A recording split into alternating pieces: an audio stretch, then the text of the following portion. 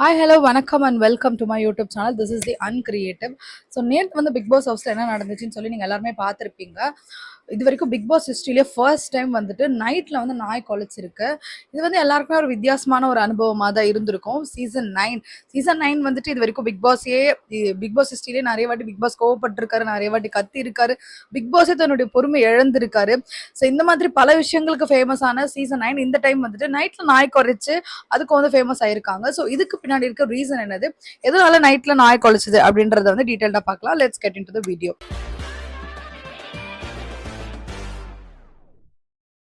So first of all வந்துட்டு நேற்று எல்லாருமே நைட்டு தூங்கிட்டு இருக்கும் பொழுது திடீர்னு வந்து நாய் வந்து குலைச்சிருக்கு.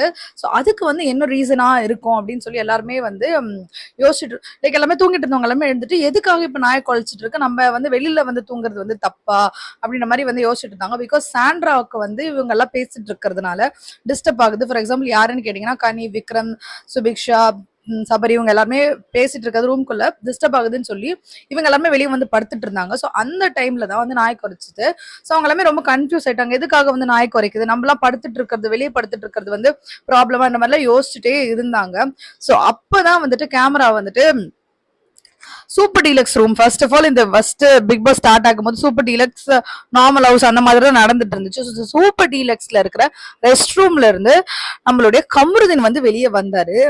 சிகப்பு காய் போகுது, கருப்பு காயும் பின்னாடியே போகுதுன்ற மாதிரி ஒரு நிழலாடிய உருவம் வந்து வெளியே வந்துச்சு. ஸோ இவங்க எல்லாருமே வெளியில இருக்கும் பொழுது நீங்க பாத்தீங்கன்னா இன்னைக்கு பிக் பாஸ் ஹவுஸ்ல யாரெல்லாம் இருக்காங்க கண்டஸ்டன்ஸ் உங்களுக்கு தெரியும்னு சொன்னா எல்லாருமே ஹால்ல தூங்கிட்டு இருக்காங்க, சில பேர் பெட்ரூம்ல தூங்கிட்டு இருக்காங்க. இங்க இல்லாத ஒரு நபர் பாத்தீங்கன்னா பார்வதி தான் கமருதீன் கூட இருந்து அந்த ரெஸ்ட் ரூம்ல இருந்து வெளியே வந்திருந்தாங்க.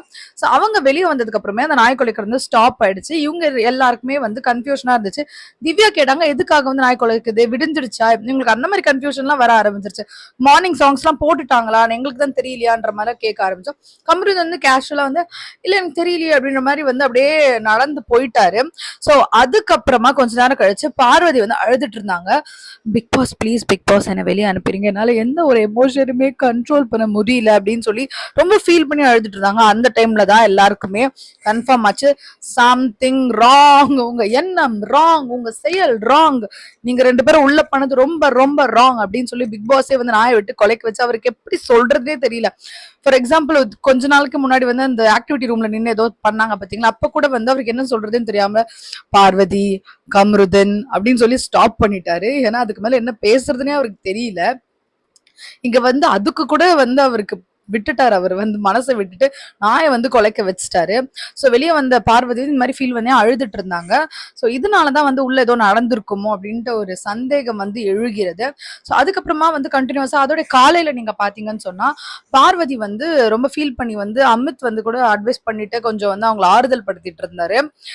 அமித்தை பார்த்தா நல்லா மனுஷன் மாதிரி தெரியுது, ஆனா எதுக்கு இந்த மாதிரி காவு வாங்குற செவருக்கிட்டே போய் உட்காராருன்னு தெரியல. ஃபார் எக்ஸாம்பிள் பார்வதி, சாண்ட்ரா இவங்க கூட தான் அதிகமா பழகுறாரு.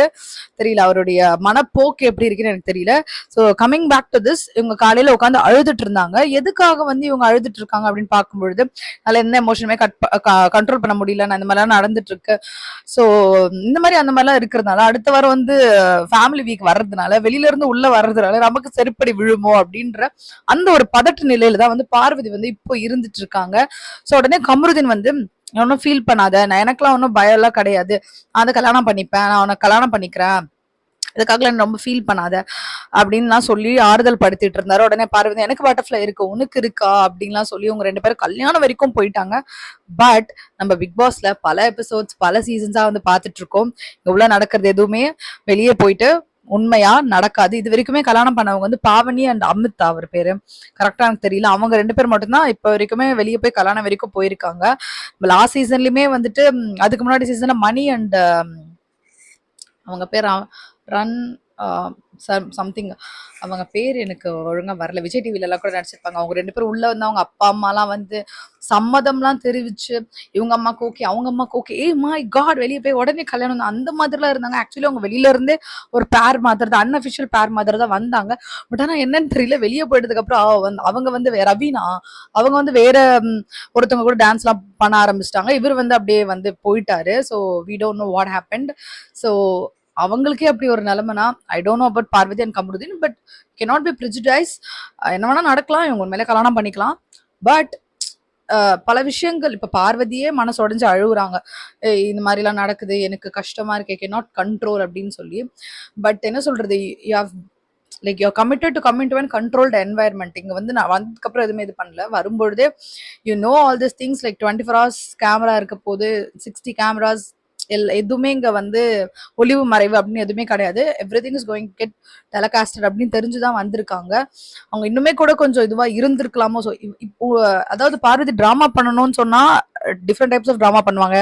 எல்லாரையும் கூப்பிட்டு அழுது இந்த மாதிரி பண்ணி கத்தி திட்டி என்ன வேணா பண்ணுவாங்க.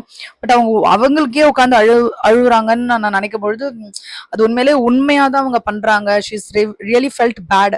அது கூட எதனாலன்னா அடுத்த வாரம் அம்மா அப்பா வர போறாங்கன்றதுனால இந்த வாரமே வெளியே அமிச்சிட்டா ஓகே நம்மளுக்கு டெலிவிஷன்ல போகாம மானம் வந்து தப்பித்து விடும் அப்படின்னு நினைக்கிறாங்க. பட் அதுக்கு பிக் பாஸ் விட மாட்டாரு அப்படின்னு நமக்கு எல்லாருக்குமே நல்லாவே தெரியும். ஈவன் அவங்களோட டீம் ஜெயிச்சு இருக்குன்னு நான் நினைக்கிறேன். I don't think so, I don't remember also. அவங்களோட டீம் ஜெயிக்கல. ஓகே, அவங்களோட டீம் மேபி ஜெயிச்சு இருந்தா அவர் வந்து பார்வதியோட அம்மா தான் உள்ள வரணும்னு கூட ஒரு நாள் ஃபுல்லா இருக்கணும், ஒரு நாள் ஃபுல்லா உனக்கு அடி கன்ஃபார்ம் கூட பண்ணியிருக்கலாம். So yes, this is what happened. What you think about this? Like இதுல நம்ம நினைக்கிறதுக்கு என்னங்க இருக்கு? ஸோ ஓகே, இருந்தாலும் உங்களுடைய கருத்தை வந்து கமெண்ட் பண்ணுங்க. That's it.